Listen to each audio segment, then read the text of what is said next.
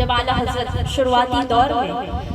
پڑھ رہے تھے، پڑھنا سیکھ رہے تھے آپ، تو آپ کے والد اور دادا صاحب آپ کو دیکھتے کہ احمد رضا اتنی محنت کرتا ہے، اتنی محنت سیکھنے پہ کر رہا ہے، علم حاصل کرنے پہ کر رہا ہے، تو آپ نے کہا کہ احمد رضا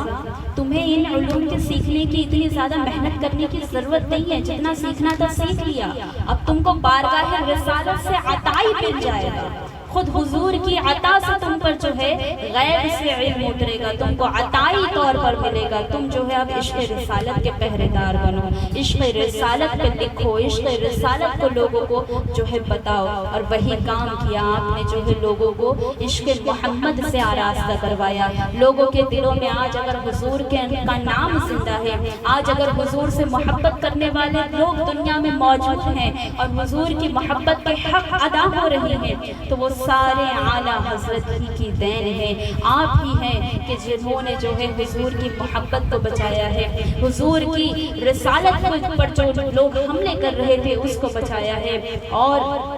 آپ کی دعاؤں کی بات کریں اگر تو ایک مرتبہ جب مدینہ جانے کے لیے سفر حج پر آپ نکلے، کشتیوں کا دور تھا، جہازوں کا دور تھا اس وقت سمندری، تو سمندری جہاز سے آپ جا رہے ہیں، لمبا سفر ہوتا تھا، مہینوں مہینوں کے سفر ہوا کرتے تھے، جب سمندر میں کافی دن ہو گئے سفر کرتے کرتے اور جو ہے سمندر میں طوفان، کشتی جہاز جو ہے وہ ڈوبنے کے در پہ ہے، سارے لوگ یہ ترکیبیں کر رہے ہیں، جہاز ادھر سے ادھر دوڑ رہے، کوئی کشتی، کوئی سامان، کوئی لکڑا، کچھ مل جائے کہ جہاز ڈوبے تو کم از کم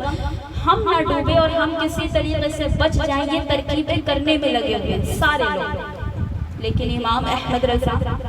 ایک کونے میں بیٹھے ہوئے ہیں اور کچھ ورد کرے چلے جا رہے ہیں۔ لوگوں نے آ کر پوچھا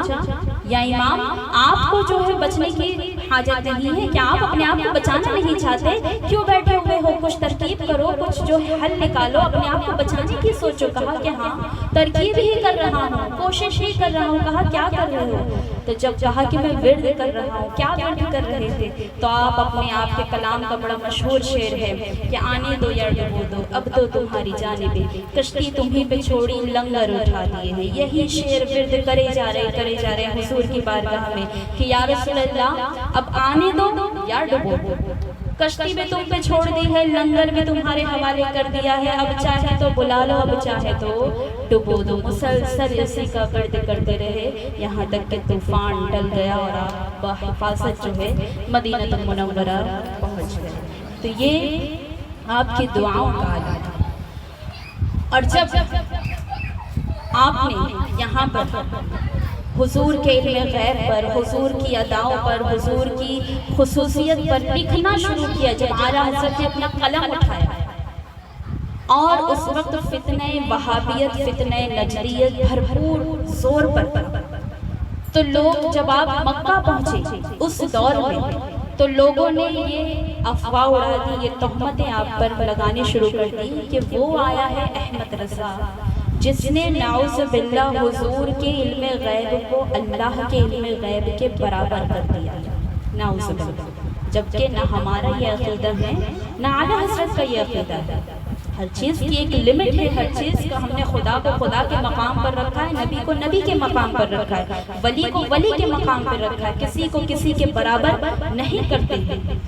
تو یہ خیر دشمنوں کی سازش نے کہا کہ وہ آیا ہوا ہے احمد رضا جس نے نبی کو، رسول اللہ کو خدا کے برابر کر دیا ہے، اتنی تعریفیں کرتا ہے۔ اعلیٰ حضرت کی اس وقت حالت یہ تھی کہ لمبے سفر سے پہنچے ہوئے تھے، کئی دن کے بخار میں ٹوٹے ہوئے تھے، سخت بخار میں بدن جل رہا ہے۔ جب آپ کو یہ خبر ملی تو اسی بخار کے عالم میں بستر سے اٹھے۔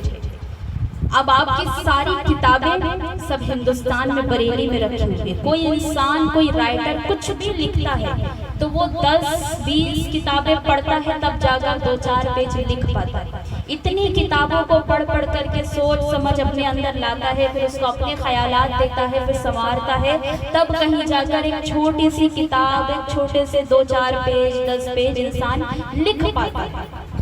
اب اعلیٰ حضرت کو وہاں ان کے سوالوں کے جواب دینے ہیں، جو تہمت لگ رہی ہے، جو الزام لگ رہا ہے، جو نبی کی ذات پر حملے ہو رہے ہیں، اس کا جواب دینا ہے، لیکن کوئی کتاب آس پاس نہیں ہے، بخار میں ٹوٹے ہوئے ہیں۔ اسی وقت اٹھ کر کے بیٹھتے ہیں، لائبریری میں جاتے ہیں اور جو لکھنا شروع کرتے ہیں 7.5 گھنٹے میں عربی کی ایک شاندار کتاب لکھتے ہیں جسے دنیا الدولة المکیہ کے نام سے جانتی ہے۔ 7.5 گھنٹے میں ایک اچھی خاصی کتاب لکھ ڈالی، سارے سوالوں کے جواب، سارے اعتراضات کے جواب دے دیے اور صاف صاف بتا دیے کہ نبی کا غیب یہ ہے، خدا کا غیب یہ ہے، تمہارے سوالوں کے جواب یہ ہیں، وہ بھی عربی زبان میں۔ سوچی وہاں کے علماء نے جب پڑھا تو عش کر اٹھے، کہا کہ ہاں واقعی تم صحیح کہہ رہے ہو۔ تو یہ اعلیٰ حضرت کی شان ہے۔ تو آپ کو جو خاص طور پر جانا چاہتا ہے، آج جو دنیا آپ کا نام لیتی ہے وہ اسی حساب سے لیتی ہے، اسی اعتبار سے لیتی ہے کہ آپ امام عشق و محبت ہیں۔ حضور سے محبت کرنا ہمیں جس نے سکھایا ہے اس ذات کو اعلیٰ حضرت کہا جاتا ہے۔